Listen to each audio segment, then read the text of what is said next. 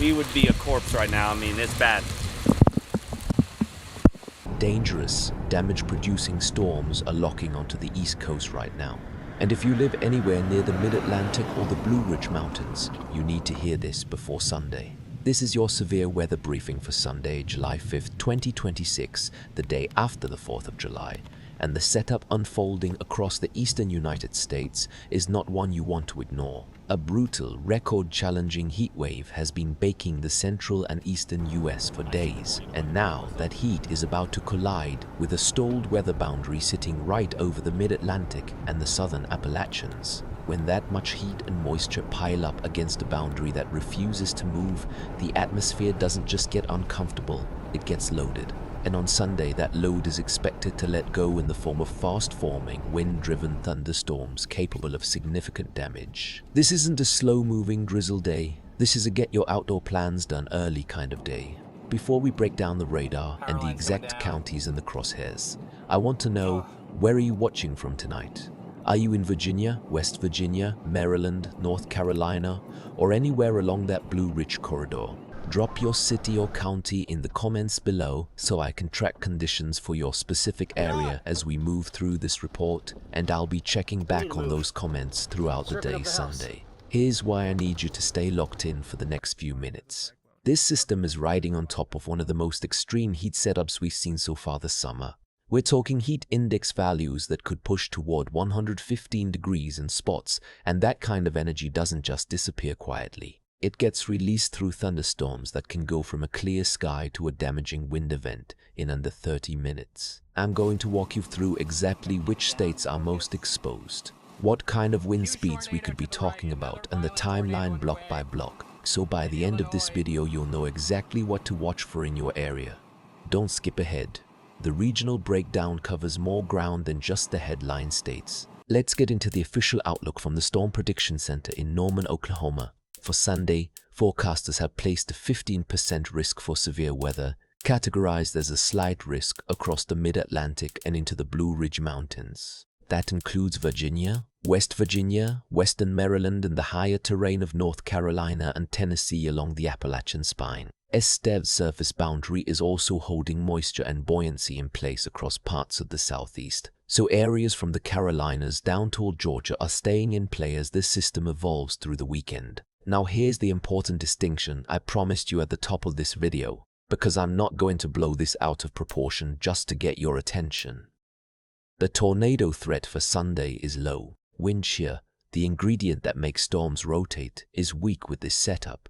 What is not weak is the instability. Forecasters are pointing to more than 3,000 joules per kilogram of CP, which is an extreme amount of fuel for thunderstorms. Combine that with what meteorologists call an inverted V low-level profile, dry air near the surface undercutting a moist layer above, and you get the exact recipe for explosive downburst winds. When a storm like this collapses, it can slam a burst of straight-line wind into the ground hard enough to snap tree limbs, down power lines, and flip small boats or unsecured outdoor furniture. These winds can gust well past 60 miles per hour in the strongest cells. This pattern isn't coming out of nowhere either. It's a repeat performance. The same kind of storms fired up on Saturday, the 4th of July, with the heaviest concentration of severe cells hitting the mid-Atlantic. Sunday's setup is described by SPC forecasters as having a similar environment, with storm coverage likely increasing along that stalled front and across the Blue Ridge as a subtle disturbance aloft approaches. In plain English, Saturday was the preview, and Sunday could be the main event for parts of this corridor. Timing-wise, the most likely window for these storms to fire is the afternoon into the evening, once daytime heating maximizes that instability. If you're in the highlighted zone and you have outdoor plans Sunday afternoon, this is the kind of day where you build in a backup plan. Let's zoom out, because the mid-Atlantic isn't the only story this weekend. The heat itself is the headline. Independent of any thunderstorm risk, dangerous and record-challenging heat has been gripping most of the central and eastern US and is expected to continue right through the Independence Day weekend, with peak heat index values approaching 115 degrees in the hardest hit areas. Every set one area in this corridor, heat safety matters just as much as storm safety this weekend. Limit outdoor exertion during peak afternoon hours. Check on elderly neighbors and relatives. and never leave kids or pets in a parked vehicle, even for a few minutes. Central Plains into the Midwest. Strong to severe thunderstorms are also possible, spreading from the Central Plains into the Midwest and Great Lakes region as this pattern plays out. A shortwave disturbance is forecast to trek through Wisconsin and Minnesota, and where morning cloud cover clears enough to allow afternoon destabilization. A few strong to severe storms capable of wind damage, and even an isolated tornado given somewhat better low-level wind turning in that specific zone will be possible. This is a separate, secondary threat area from the main mid-Atlantic focus, so if you're in Iowa, Wisconsin, Minnesota, or northern Illinois, keep an eye on your local forecast office through the day. Hail potential. With Cape this extreme, don't be surprised if some of the strongest, most vertically developed cells also drop large hail before the wind-driven collapse phase kicks in. In a setup like this, hail up to golf ball size is possible in isolated stronger storms, particularly on the leading edge of any organizing clusters. Storm mode.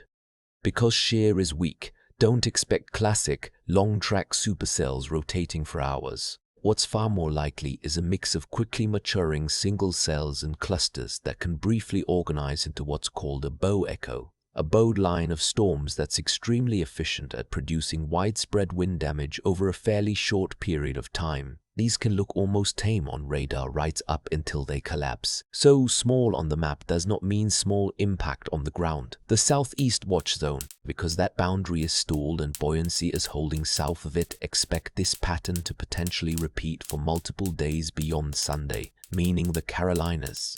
Georgia and surrounding areas should stay weatherware through the following week, not just for this one afternoon.